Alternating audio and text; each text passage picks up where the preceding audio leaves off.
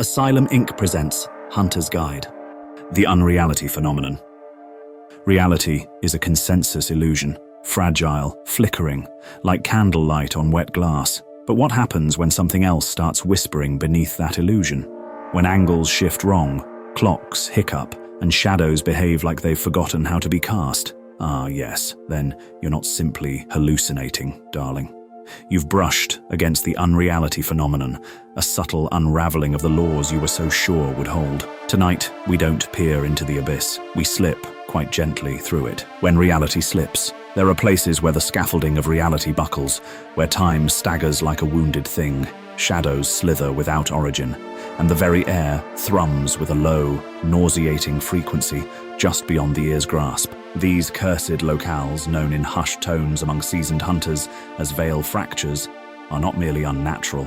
They are fundamentally wrong. Survivors speak of hours lost within moments, of names whispered from vacant doorways, of derelict ruins flickering, ever so briefly, into impossible reflections of grandeur untouched by time. One man claimed he saw his childhood home reborn in glass and gold, hovering where a burned foundation should be. Another, trembling and wide-eyed, described walking through his own funeral. Some insist these anomalies are the consequence of reality unraveling at the seams, that the lattice of space and time has thinned like rotted silk. Others whisper of entities, older than language, probing our world, stretching its limits like wet clay beneath ancient fingers. Technology falters in the presence of such fractures. Radios erupt into maddening static, overlaid with conversations that never occurred.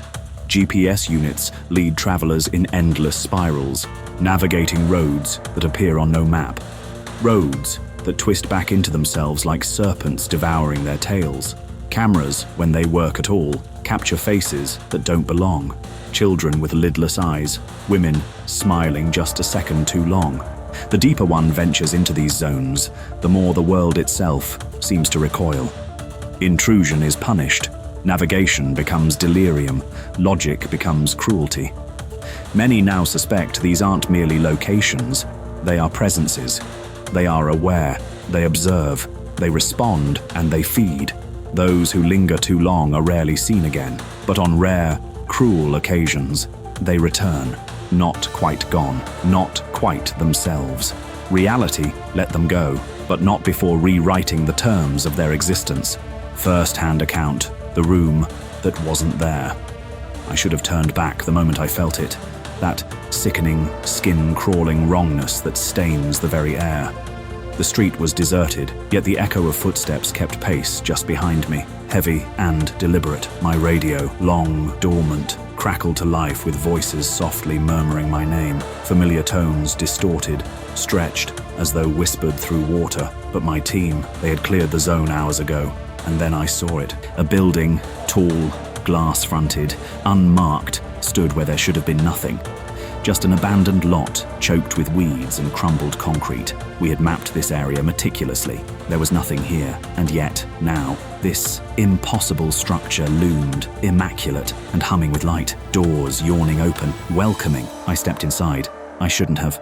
But something unseen, something old and persuasive, pulled me forward like a marionette on rotting strings. The instant I crossed the threshold, my vision buckled, two conflicting versions of reality grinding against one another like tectonic plates. The sterile office around me flickered between gleaming newness and rotted decay. Then I caught my reflection. It moved slower than I did, like watching a recording on delay, its head cocked at impossible angles, curious, predatory, and then it met my gaze, not in the way a reflection should, but directly, through the glass, at me. The walls trembled with a low, rhythmic pulse, a heartbeat not my own. That broke whatever hold the place had. I ran, but just as I stumbled into the street's dim half-light, gasping, the radio crackled once more. Only this time, it was my own voice whispering from the static. You never left.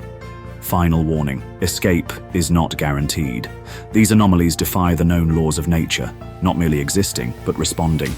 The moment you become aware of them, they become aware of you. Whether these fractures are fissures in the fabric of reality or the probing fingers of something alien pressing through the veil, no one can say for certain. But one truth remains immutable. The longer you linger within their bounds, the more tenuous your grip on reality becomes. Some seasoned hunters whisper of time unraveling in these places, of stepping into an alley for mere minutes, only to emerge into a world that has aged without you. Others insist the zones are feeding, drawing from those who enter, tearing slivers of thought, memory, and identity, and stitching them into the glitching tapestry that pulses beneath the surface. You do not survive these places by strength or force of will. You survive by leaving. Mark your trail, count every second, doubt everything. Your senses will turn against you in time. If you hear your name whispered from the mouth of an empty street, run. If a building appears where none should stand, look away. And if your own reflection begins to move independently, its gaze locking with yours when it shouldn't, then it is already too late. The next time someone claims to see you, they may be speaking not to the hunter who entered, but to the thing that returned in your skin. Still there? Good.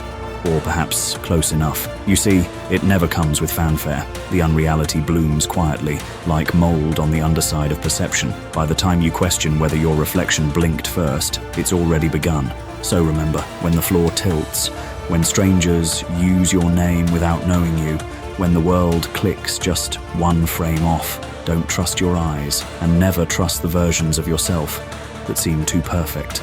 They want in. If you found yourself stirred, unsettled, or just a bit more wary of shadows, consider offering a like to feed the entity that powers these tales. And should you subscribe, you may yet survive to hear the next whisper from the void.